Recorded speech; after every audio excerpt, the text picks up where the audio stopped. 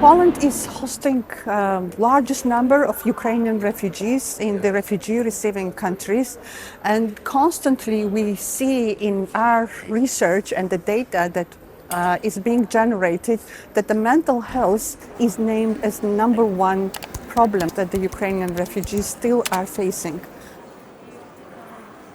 The most urgent need for people actually is mental health. Every other essential need is covered, but people need somebody to listen to them, and also the service provider are not sure what to do, how to support them.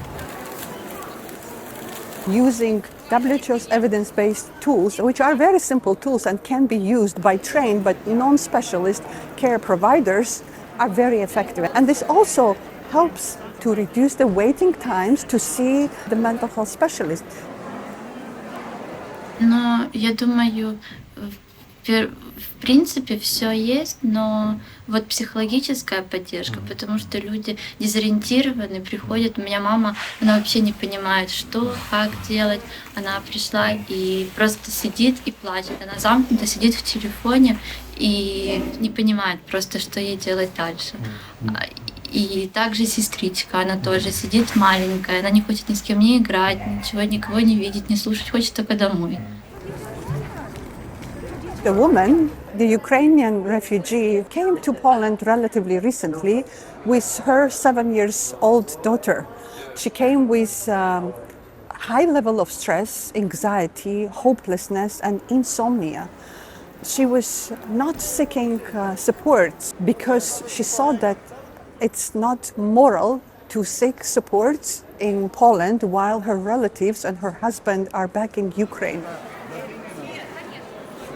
Through individual psychological interventions and the consultations and the learning technique that WHO trained providers, psychological first aid and doing what matters in times of stress, she was able to manage her emotions better. Very normal, huh?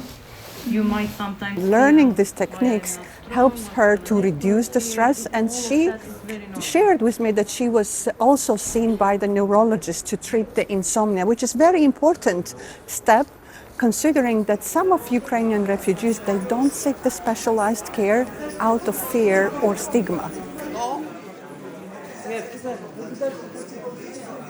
The project supported by WHO can make a difference in this context. It's a real practical solutions that we see on the ground, supporting women, people like her to regain the strengths, to build the resilience in challenging times.